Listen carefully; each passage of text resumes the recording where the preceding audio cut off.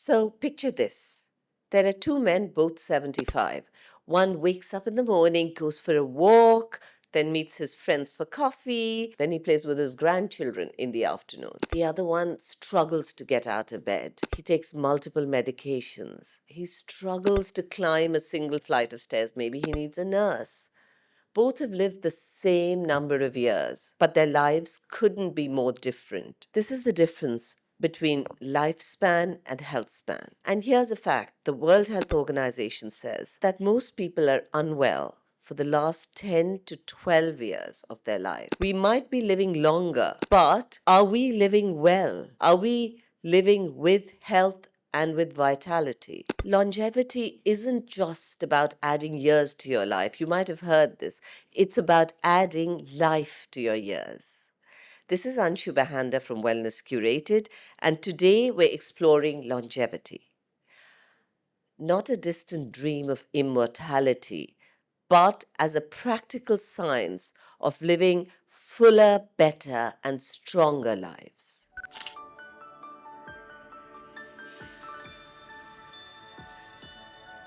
Welcome to the Wellness Algorithm, the space where we decode wellness, not as a fixed formula, but as an evolving algorithm that changes as we do.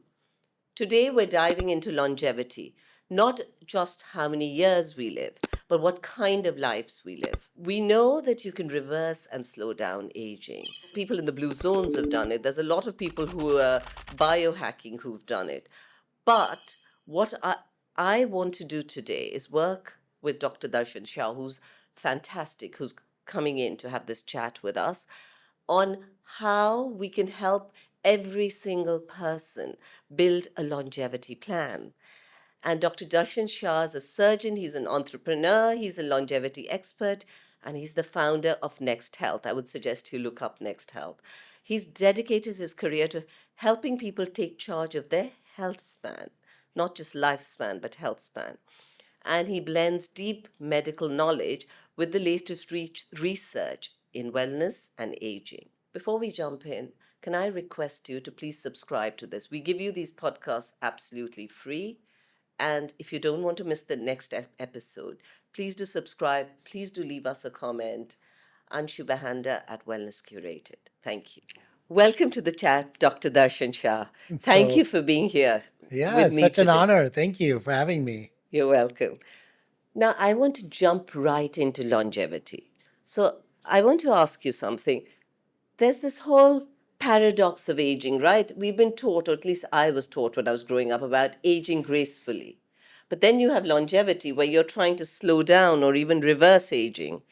How do these two work with each other? And does it make you think about aging being almost like a disease, the way people are treating it today? Yeah, so, I think you have to really define what do you mean by aging gracefully. Now, I think for me, aging gracefully means that as you become older and older, you're still able to have grace. You're still able to move. You're still able to see your friends and have coffee with them, maybe even travel. Maybe even you like to play golf. Maybe you want to play tennis.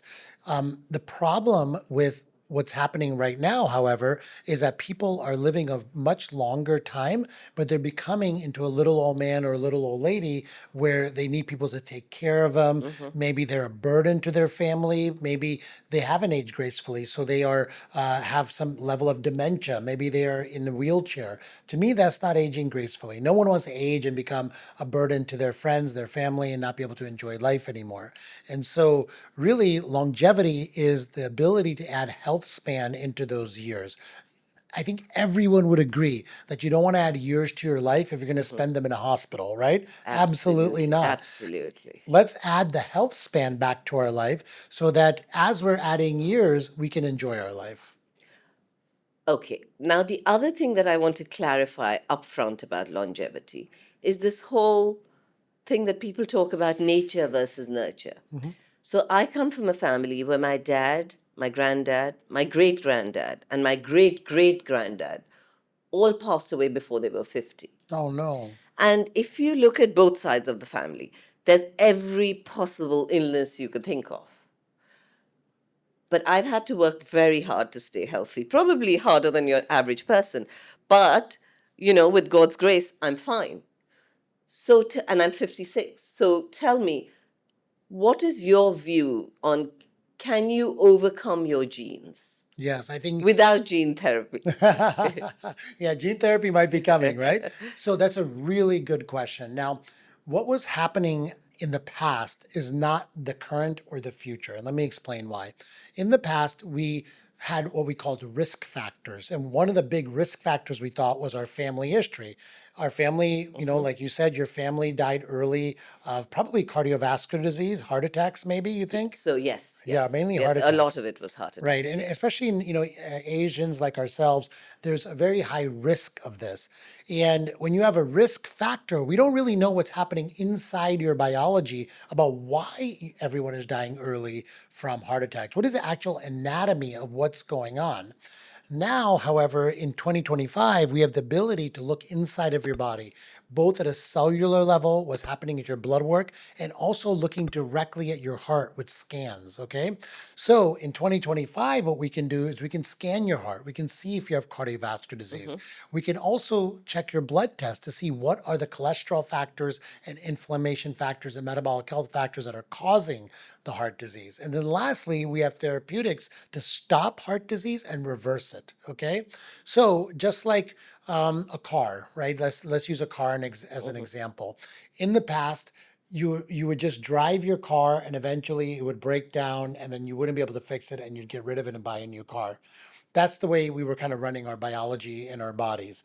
Now imagine a car that's telling you years and years and years before it's going to break down to change one part, to make some adjustment in one gear or something like that. We can do that early so your car can last many, many, many more years. And so that's the analogy that we have to understand, that previous risk factors, whether they're genetic or not, don't necessarily need to kill you. We don't need to live in this world or mindset where because our family died of certain diseases that we will. That's not true in this century. Okay, in that case, what I would love you to do for our audience is later give us a list of tests you think that people should do, which we will attach to the Yes. podcast, and that will help people a lot. Can I talk about this a little Yes, bit? Okay, so yes. there's 1,000 different tests you can do. And it's Okay. very overwhelming out there. When you go to any conference or anywhere, they give you so much information that, the average man feels, I don't want to deal with this. Right. Yeah. Exactly. And so let me break this down for you. There's about 10 biomarkers that every person should follow themselves. Okay. And there's probably 1,000 others that you can get Right. that can give us a deeper dive into what's going on in your biology. Those 10 to 15 biomarkers that you need to follow for yourself, I have a list on my website at drshaw.com/biomarkers. It goes Okay. over what are those numbers that you can get from simple blood tests, and also from other simple devices like wearable devices, a special scale that puts an electrical current in your body, all these things that are relatively cheap and easy to get. And why do I say this? Is because certain biomarkers you need to track yourself rather than have your doctor do it, because your doctor's probably only going to track it once every 6 months to a year.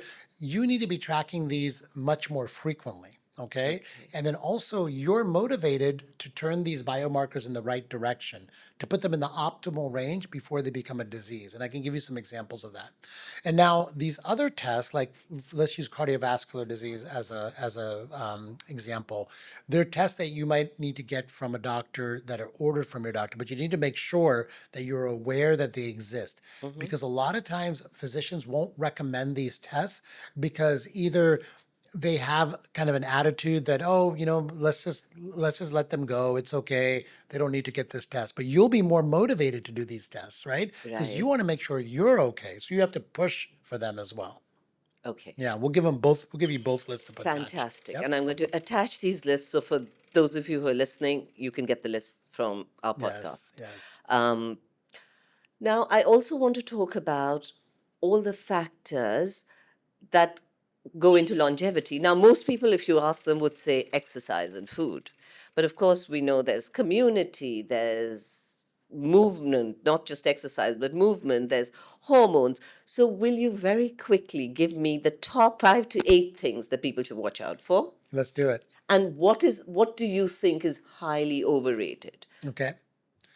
Let me go in order of important. So imagine a pyramid. You have to get the base of the pyramid solid before you start building on the pyramid, right? So the Right. base of the pyramid is always going to be your nutrition, your exercise and movement, and your sleep and recovery. Okay, that has to be number one. So let's talk about nutrition first. The core principles there are to avoid all ultra processed food. That's all the garbage food that's created in packaging with a giant list of ingredients. Get rid of all that. Secondly, with food, what you want to do is make sure you focus on eating high fiber vegetables and a lot of protein. Okay, carbohydrates are okay, but they are a treat. They're Mm-hmm. for they're for immediate energy when you need it. Your diet should consist 85% of protein and fibrous vegetables, and also some fats that are essential fats. Okay, so that's nutrition. Okay. Secondly, let's talk about exercise and movement. You're right, exercise is great, but movement is more critical than exercise.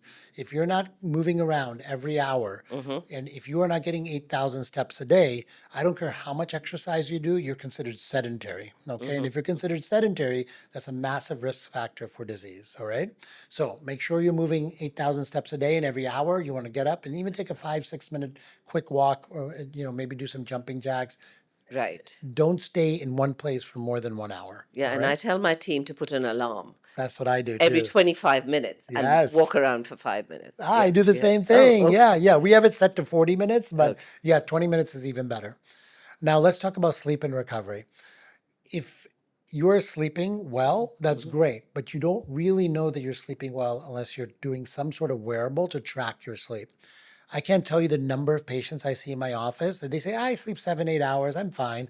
And then we put a wearable device on them and we see they're waking up multiple times in the night from sleep apnea, or they're getting 5 minutes, 10 minutes of deep sleep a night.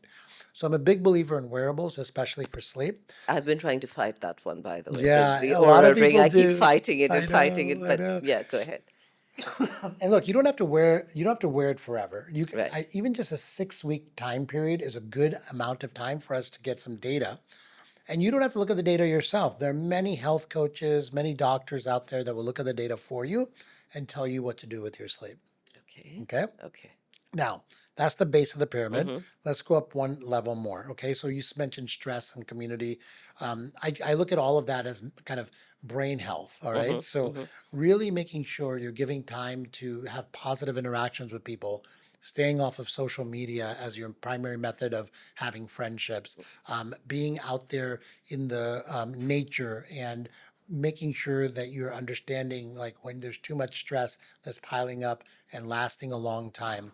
Just like movement, if you're stressed for more than 40 to 50 minutes, it becomes very deleterious to your biology because cortisol starts to release. So if you're doing anything stressful, say you're on a stressful phone call, you're in a stressful meeting, same thing, have an alarm every Right. 40 minutes, get up and stop and change your mind, Okay. and also find time for self-care on a daily basis. Okay. Okay. Okay. Now, next thing that you want to, Now, before yep, you go on, yeah, the stress is a big thing, yeah, right? There's so absolutely, much stress yeah, in the world today. That's very hard. That's probably the hardest thing not to have in your life. And yeah, I know that kills a lot of people and causes a lot of diseases, but do you have a little solution for that? I know you're saying yeah. change your mind, but it's harder than. Yeah. So, first of all, I think we have to be realistic that we're not going to live in a stress-free world. I Hmm. think if you poll 5,000 people, maybe one person will say they have a no stress life, It's very difficult to have a life of no stress. You have to accept that there will be stresses in your life, and they might be good stresses, like Hmm. maybe you're getting married in a year, in a few months. That's still stressful, right? Or they're obviously very much negative stresses as well. I think the solution to stress is really just time limiting the stress. Okay. So, on a consistent basis, 40 minutes, taking a break after 40 minutes from a stressful situation, making sure that you have some time every day, that you have time for self care. That Right. might be a morning routine. Maybe it's even a nap or a meditation session. Having some time every day is a really good way to mitigate the negative effects of stress. And actually, there's a biomarker for this called HRV. Oh, wow. Do you know Okay. what Oh, this HRV is the is? HRV, of course, of Yes, course. Oh, yes. oh, okay. So that's another Yeah, reason to get yeah. a wearable, because then Oh, you can see how gosh. stressed you are. I'm not sure I want that, but anyway, yeah. Okay. Lastly, what I would say is there are long-term stresses that occur in people's life that need to be managed over greater time periods. That might be toxic individuals in your life, right? Mm-hmm. A Mm-hmm. bad marriage, right? And there's ways to eliminate those stresses, like get rid of the toxic people in your life, get some therapy, counseling. Those things also need to be done on a longer term basis. The problem with all three things I mentioned there is most people don't do any of them at all for Right. years and years and Right. years. And then 10 years later, 20 years later, they then see the negative health consequences of not managing their And it stress. becomes huge trauma, A and it becomes huge, right? disease, and becomes Exactly. cellular memory and all that. Yeah. Yeah. Exactly. Yeah. So there's no perfect solution. There's no immediate solution, but there is ways to help it over the long term. Yep. What I love is that you've said keep it consistent, Yes. keep going with it. Don't just let it pile up. Exactly. Make it a routine Exactly. to try and deal with it. Sorry, go ahead now. No, no, that's excellent. So I'm glad you mentioned that. Now, okay, let's take it to the next level. Mm-hmm. The next level of the pyramid is functional medicine. So functional medicine are pieces of medicine that have been ignored over time. Okay. Those pieces are hormonal health, Mm-hmm. gut health, and detoxification. All right. Okay. Now, Okay. if you go to any traditional doctor, they'll be like, don't talk to me about those Mm. things, right? But we know from a massive amount of research that having some level of focus on those three aspects of your health can dramatically accelerate your avoidance of chronic disease and Mm-hmm. also reverse chronic disease. So if you're over 30, you should get your hormones checked and see Mm-hmm. what's happening. Mm-hmm. If you're perimenopausal, if you are a man that's going through andropause, which is your testosterone is going down, find someone who's skilled who can help you with hormone replacement therapy. I Okay. think is very important. Yeah. Okay. Now let's talk about gut health. Would you Yes. like? Okay. Yes. So gut health also, we know that our gut is our biggest barrier to the outside environment. If you take our gut and you lay it out, just flatten it out, the tube of our gut from our mouth all the way to the other end, it's a football size amount of tissue. Okay. And it's one cell layer thick. The gut is only one cell layer thick, okay? And what that means is it's very easy to damage the gut with ultra processed food, with alcohol, with antibiotics, with non steroidal anti inflammatory drugs. And unfortunately, a lot of us have damaged gut. And when we have a damaged gut, we get what's called leaky gut because Yes. those cells separate from each other and all the toxins leak through. So you have to fix your leaky gut by avoiding, number one, avoiding all those types of insults to your gut, the ultra processed food, the alcohol, the antibiotics, etc.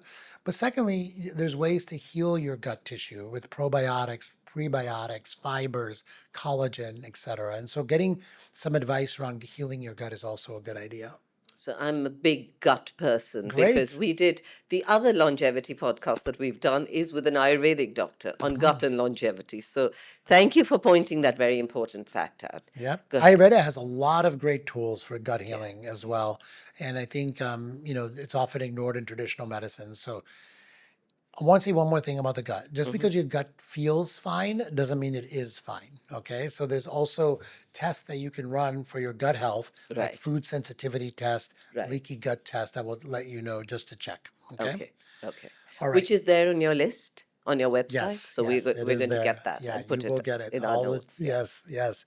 Okay. And then we talked about detoxification, right? Now, I think it's really important to realize that we live in one of the most toxic environments that humans have lived in a Ever. hundred years ever. Yes. At last count, there were 155,000 plus man-made chemical toxins in our environment that have never been there prior to 80 years Wow. ago. Yeah. Wow.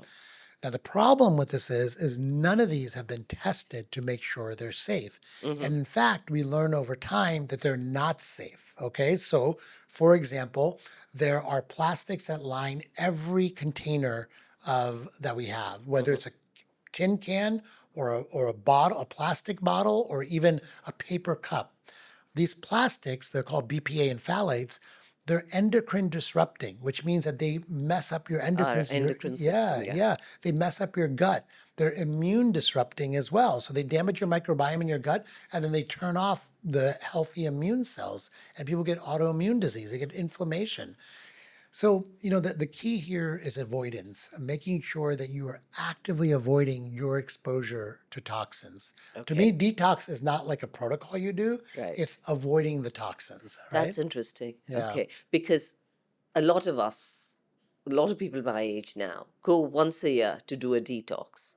But what you're saying is don't just do it for a week or 2 weeks or 3 weeks in a year. Do this as a lifestyle. 52 weeks of detox. 52 That's what weeks you of need. detox. Wow. Okay. So either you move to, a beautiful resort in Kerala for 52 weeks, or you figure out how to do this in your life, okay?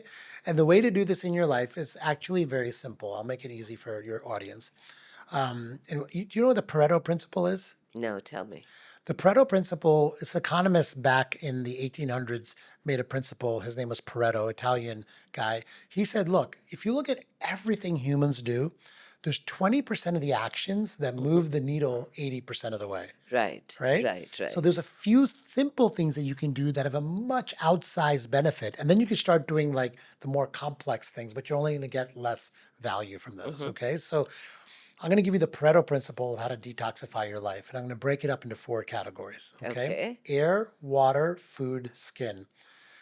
Air pollution in the inside environment is much worse than most places than the outside environment. Okay. Right, right. So if your air quality outside your home is good, and you can check this by using the weather app on your phone, gives you an air quality index, open your windows. I grew up in Delhi, so If you live in Delhi, then you have maybe a different type of problem, and you have to make sure your indoor air is clean. right, How do you do that?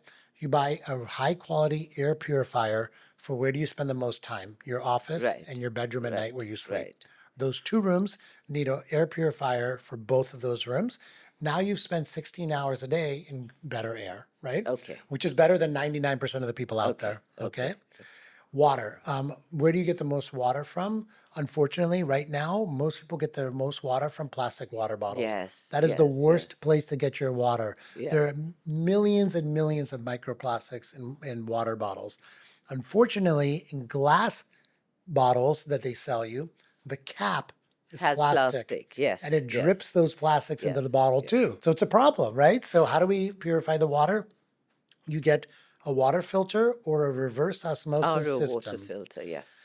Either one of those are really good, and you drink it out of a glass bottle that you carry with yourself everywhere. Okay. Okay, So okay, only water out of a glass bottle from reverse osmosis or filtered. okay. Okay, food, that's pretty simple. You don't want to eat packaged food, ultra Hmm. processed food.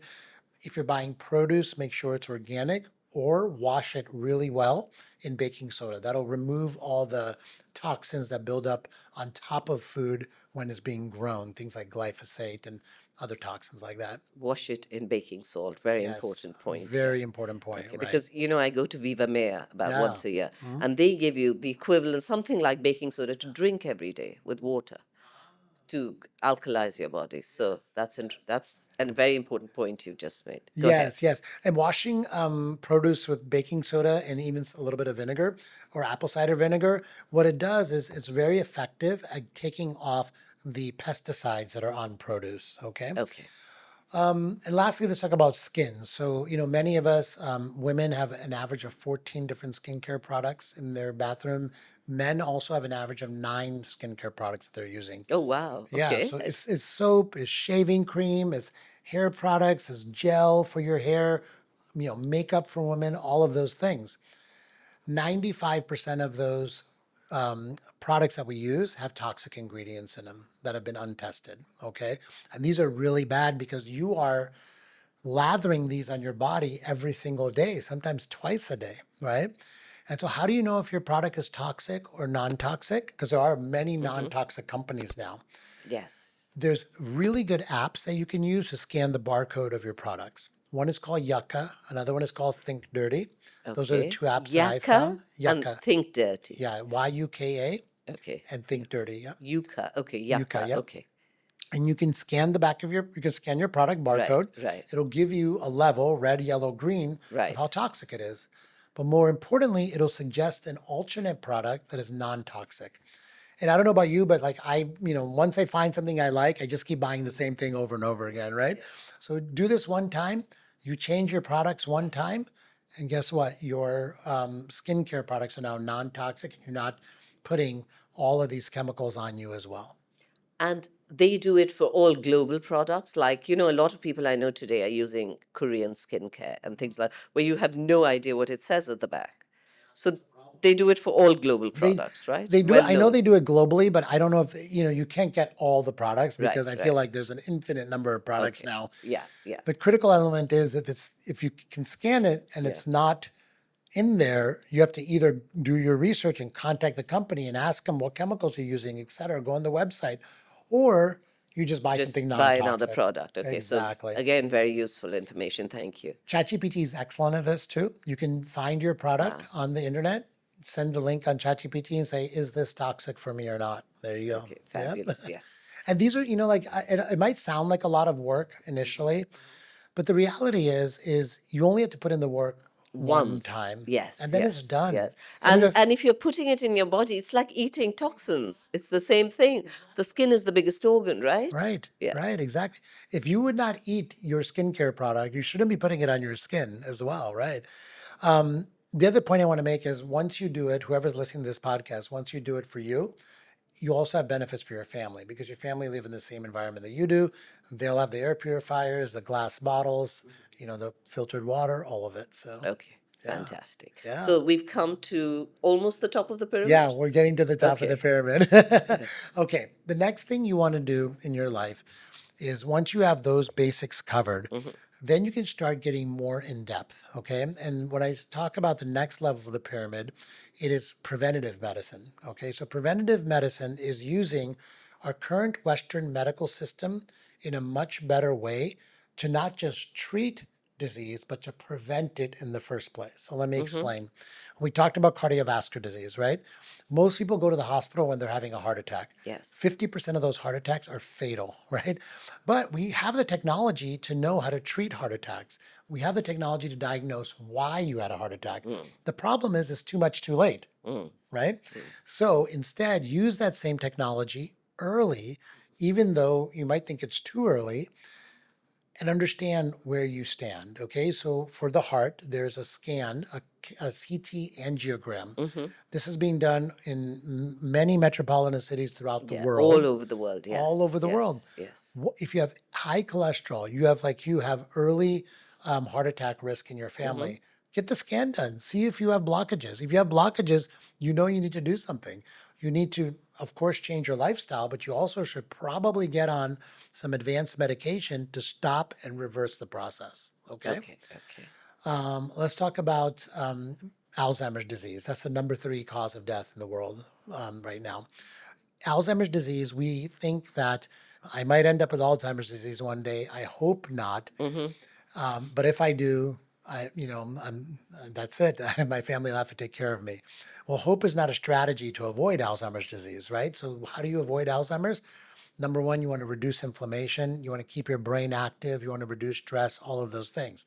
But we also have blood biomarkers now that can check if you're developing Alzheimer's disease. These are brand new. They've just came out about a year ago, but they are available to Hmm. everybody in many countries now. And you're going to see more and more people using these blood biomarkers to check early if they're getting cognitive impairment or Alzheimer's disease. Which we're going to put in our notes from your Yes. website. And Yes. please visit his website as well if to Thank get you. more information. Yeah. Yeah, drshah.com. So those blood biomarkers will give people the name and they can ask their doctor about them. Is their p-tau 217 and amyloid ratio. Okay. Okay. Okay. And lastly, many people are scared of cancer, right? Cancer is a major problem, number two cause of death. And I think people think that as long as they get their colonoscopy and their mammograms, they're safe from cancer, right? Hmm. Well, Hmm. you're only safe from those two types of cancers, from those two screening methods. There's Right. Right. 50 very common cancers out there. We have advanced testing now that you can use to avoid cancer, and or at least diagnose it early. I always say cancer's biggest enemy is being diagnosed as stage one when it's treatable, Ah, right? Stage three, interesting. 3 or 4 cancer is not treatable. In stage 3 or 4 cancer, you have to do chemotherapy, radiation, surgery, and now you're like, talking 5 year survival rates. No one wants to live only 5 years, right? So you have to diagnose a cancer very, very early. So, in addition to doing your colonoscopies, your mammograms, men should get the PSA level to check their prostate. Women should be doing, visiting their gynecologist every year to make sure they're not having uterine cancer. But in addition to that, you can get what's called a full body MRI test, right? Yes, yes. Now, if Steve Jobs had this available to him before he got diagnosed with pancreatic cancer, he'd probably still be alive today, right? So, these are cancers that the full body MRI, which is a radiology scan of your body, it takes about 45 minutes and there's no radiation involved, okay? We can diagnose solid tumors that are less than a centimeter, so very small solid tumors we can find, including your pancreas, including your liver, including your brain. Most of these tumors you would not know unless you became symptomatic and you had a smart doctor that listened to you and said, "Oh, that sounds like That's something yeah, bad is going on. yeah. Let's get an MRI," And right? most people miss it, right? Most doctors miss it Exactly. as well. Yes. Exactly. It gets missed way Yeah. too often. So, Yeah. those are some advanced tools that are available now that if the listeners of this podcast can make those start happen in their life, they will automatically avoid heart disease, cancer, and Alzheimer's disease. Now, look, this is not available to everybody, of I know. course. And this is Yeah, all very expensive. And I'm thinking for the listeners of the podcast, not everyone can do all these things. exactly. So So, here, let me tell you what my answer is to that. yes, yes. You're right; it is very expensive, but it's become a lot cheaper in the last decade. An MRI Yes, used to yes. cost 20,000 US dollars. Now you can get a full body MRI for Oh, $1,500. wow. Yes. Wow. Yeah, there are great companies doing these for Right. much, much less. In fact, there's one company even doing it for $500 for a full body MRI. Wow. Yeah. What are they called? So there's Function Health and there's Prenuvo. Those are the two Prenuvo's doing it companies. for No, 500? Prenuva's doing it for like 1,000 or more, Okay, okay. but there's different qualities of MRI as Right, well. So you right, want to right. like pick the one that works that is going to fit your budget the best. But Okay. people think that full body MRI is 20,000. It's not 20,000. It's 500 to $1,500 now. Wow. So Yeah. I think if we start prioritizing our health, like that's the cost of a nice purse, right? You've obviously been buying handbags. 500, $1,500, you can buy a purse, you can buy a wallet, whatever. Reprioritize your spending so that you can focus on your Focus on health. your health, on yourself. Exactly, Yes, yes, exactly, yes. right? So it's not impossible for people to afford this. Even if you are middle class, you can afford it. You can get a full blood test of every biomarker in your blood for 500 US dollars as well, once a year. Okay. So, I think for an extra $2,000 to $4,000 a year, you can really avoid chronic disease, which is incredibly expensive to manage. Okay. So you're saying focus on the diagnostics, Right. which we're going to put in the notes, but you're saying focus on the diagnostic. It's imperative that you don't ignore them. Exactly. Exactly. Okay. And then as far as like the things that you can do for your health, they're cheap. They're all the things we talked about, right? Go work out, Yeah, yeah, walk around, yeah. eat good food. So we did the whole pyramid? That's the tip of the pyramid. Yeah. The tip of the pyramid is all of the fancy stuff you're hearing about in longevity. Peptides, stem cells, exosomes, plasma exchange. These are all fancy things that you can do once the rest of the pyramid is built. All right. And these are expensive because they're new. And the community.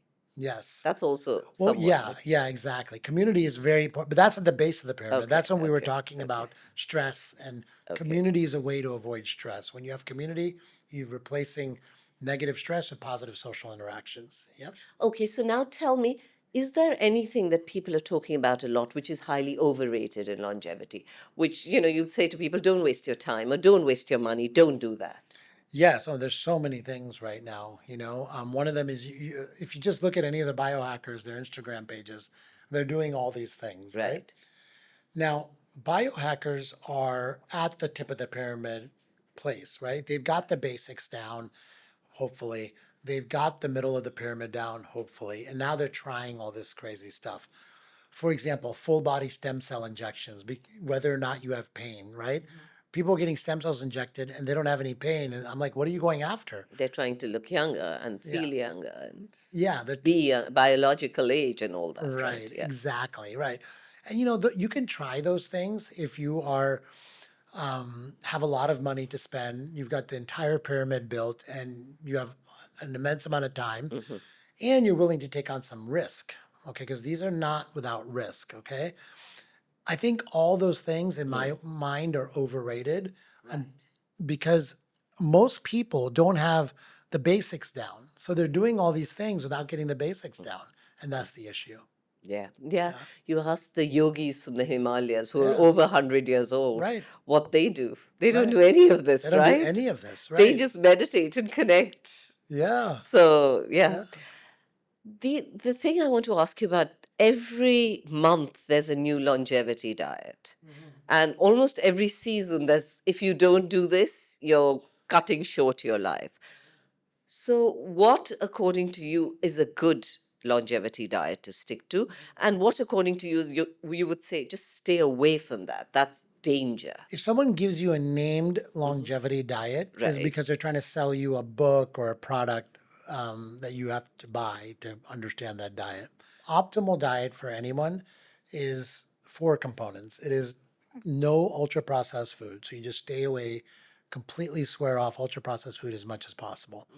Second is eating a high quantity of fiber vegetables, vegetables with more fiber in them, not starchy vegetables, okay? And hopefully your vegetables are organic, they're well sourced, there's many colors, so you're getting different phytonutrients. Thirdly is we need an adequate amount of protein, whether it's animal protein or plant protein. Most people will need somewhere around a gram per pound of body weight of protein a day. That's divided up into three separate doses. Fourth, you need some essential high quality fats. Number one, to make you full, but number two, they're essential, meaning your body can make them. Those are found in nuts, olive oil, for example. They're found in fatty fish like salmon as well to maintain health.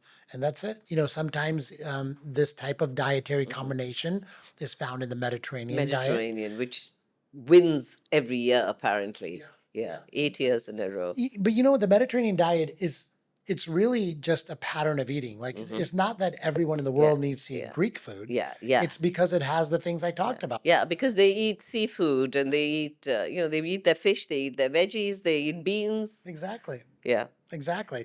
And so, you know, the paleo diet is very similar to the Mediterranean diet.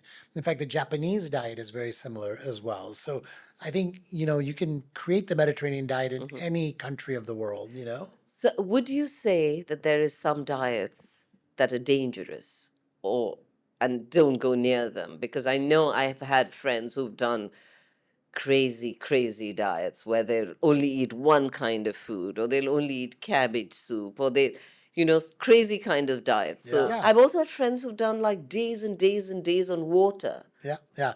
Here's the diets I think that in general people should stay away from. So the number one diet that everyone should stay away from is a SAD diet, which is the standard American diet. Oh, Okay. okay, This okay. is a diet where all day long you're You're eating snacking, you're processed eating food. processed food, lots of carbohydrates, refined grains, bread and cakes. We used to have this thing called the food pyramid. Did you ever see this? Yes, Yeah, the yes, yes, bottom of the yes. pyramid, the base was 6 to 11 servings of refined grains a day. It's ridiculous, right? So that's, of course, number one. Number two, what you're talking about is extreme elimination diets. Okay. So those are diets where you can only eat like five foods, three foods, two foods.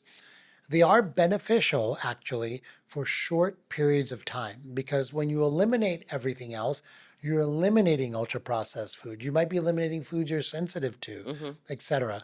They're absolutely not sustainable, obviously. Like who's going to eat just cabbage for the rest of their life, right? It doesn't work. But also the problem with elimination diets is you're not getting all your essential nutrients in from Yes, the variety of yes, the foods that you're yes. supposed to be eating, right? So eventually, if you have a cabbage diet, you're going to become iron deficient. You're going to become B12 deficient. Those are problems, right? So these are good temporarily, maybe for a week, maybe for a couple weeks, to eliminate inflammation in your gut, to eliminate the ultra processed foods, etc. Right? And lastly, water fasts actually I think are beneficial if you use them maybe once a quarter at the most. The most amount of benefit that you'll see from a water fast is between 3 to 5 days. Going any longer, I think you're getting diminishing returns. Now, why do people do these diets? The number one reason people do these diets is to lose weight, Mm-hmm. right? So we can dive into weight a little bit if you like, just for 2 minutes. Okay, go Okay, ahead. because this is probably This the is a number. huge topic, but It's a huge yeah, topic, and I'm going to break it down for yeah, everybody very yeah. simply. Tracking your weight is a nonsense number. Okay, your My weight. husband's going to love you because he complains every time I stand on those scales. Yes, Yeah. yes. There's nothing on the scale that tells you your weight that is helpful at all. You should throw away your scale. The reason is you need to know your weight broken down into two major categories, your skeletal muscle mass and your fat mass. Okay. Now, there is a special scale that you can get. It's called the bioimpedance scale that puts a very weak electrical current through your body. And it'll give you these two numbers and it'll send it by Bluetooth to your phone. And then what you need to do is track these two numbers over time. So every day. I do mine every day, but at least once a week, you should Okay. do this over, so you Okay. have multiple data points over time. Okay. Now, if you're increasing your skeletal muscle mass, by definition, you are going to be increasing your weight, right? Because you're getting more skeletal muscle. So you're increasing your weight, but you're building more muscle. But here's what your body does as you build more muscle. Your metabolic health gets better. You start eating up your fat. And so then you start reducing your fat. So if you're trying to lose weight, what you should instead be trying to do is build up skeletal muscle. And you do that by number one, Mm-hmm. weight training. Mm-hmm. Number two, getting adequate protein. And that's what's going to lead to not just weight loss, fat loss, but it's going to lead to better metabolic health. Mm-hmm. It's going to lead to you being more mobile, more active, all of it. And So, better and longevity, of better course. longevity. Yes. Exactly. Now, as you're talking about that, you talked about strength training, which is the other thing I want to ask you about. When we talk about movement, of course, for women, we hear all the time that training is very important as you get older. But even for men, you see lots of men not being able to move, not being able to lift things. So, is that one of the most important things? If you were to leave people with one, I mean, you talked about walking. You were saying very important to do at least 8,000 steps.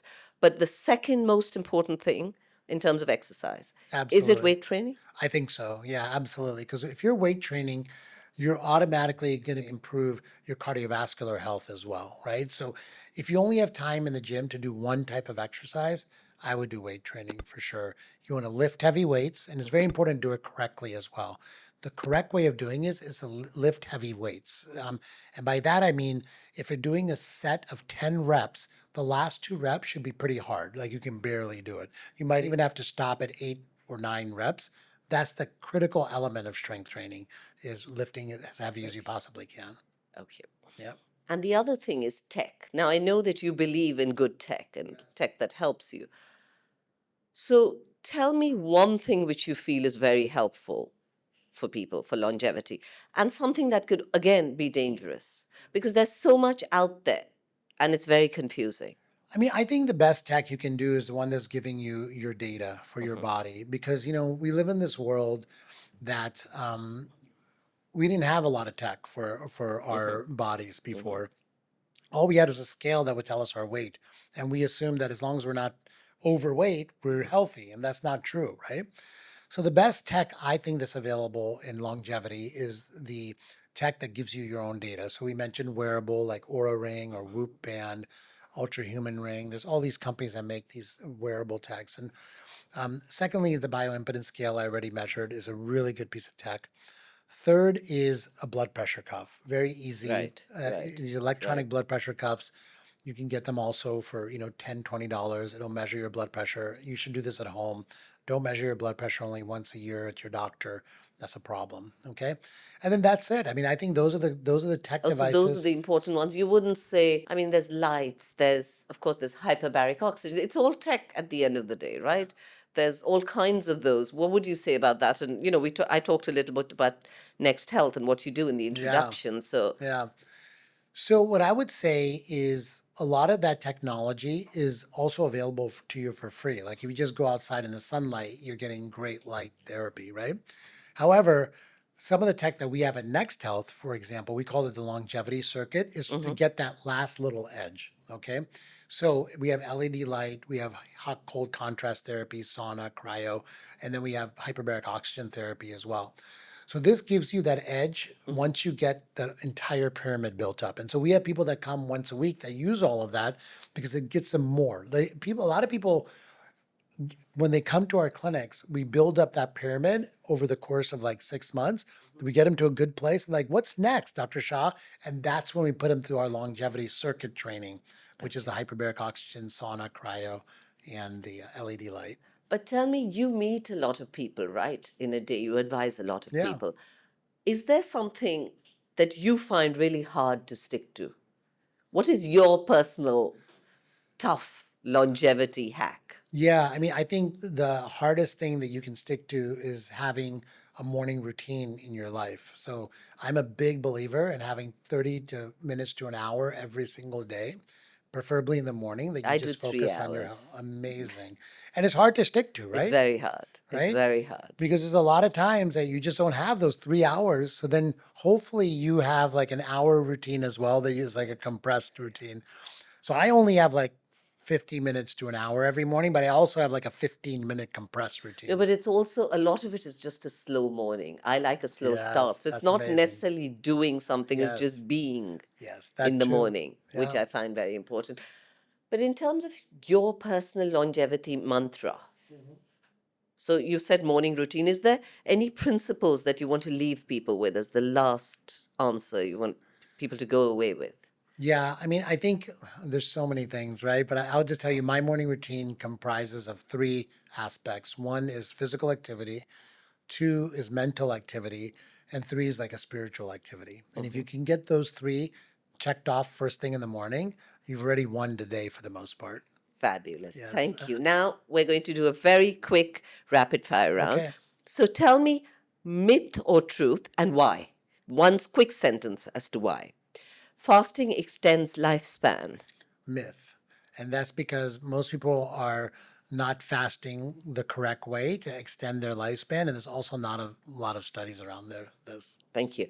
Red wine is the secret to longevity. It's total myth. That's a total myth. And the reason is there's not enough phytonutrient in a bottle of red wine to really move the needle. Yeah, apparently you need what, 12,000 bottles or Yes, something? Something exactly. crazy to get enough. Someone said 18,000 the Yeah, other it's day, right? 18,000. Longevity is mostly genetic. That's also a myth. 10% of what happens to us is genetic, and we can turn on and off genes depending on our routines and habits. Cold plunges slow down aging. I also think that's a myth. I think that cold plunges, they do have a lot of benefits. As far as their benefit for aging goes, it's very unknown for sure right now. You can reverse aging. I think that there is some truth in that. And to me, reversing aging means reversing chronic disease. I personally reversed 5 different chronic diseases in my own body. So I feel like I reversed aging there. Absolutely. Even I feel like I've had every disease you can imagine between my parents and grandparents. But yeah, so that's good on us, right? And I'm sure lots of the audience have done that. Supplements can replace a healthy lifestyle. False, completely false. Yes. And the reason is supplements give you that extra edge. A healthy lifestyle is really the entire pyramid that we talked about building. You can't replace that with supplements. More years always mean more health. Definitely a myth because if you are not extending your health span, then you're going to be frail for more years. So Thank you. Thank you so much. And that was such a fascinating conversation with Dr. Darshan Shah. As you saw, he has built up your longevity pyramid, and that's something you can work with. He's broken down every single thing you need to work with over the next few years. And no wonder you're so good at what you do. So thank you for that. And it's not just about chasing the next fad, it's about building this into your routine and slowly, slowly working on it and getting it better. If you took away even one thing from today, share this episode with a friend, with a parent, with someone who needs it, with someone who wants a better future with their health. This is Anshu Bahanda at Wellness Curated. And remember, your wellness algorithm is something you create. It's not standard, it's not the destination, it's evolving. So as you grow, your wellness grows with you. Thank you. See you next time.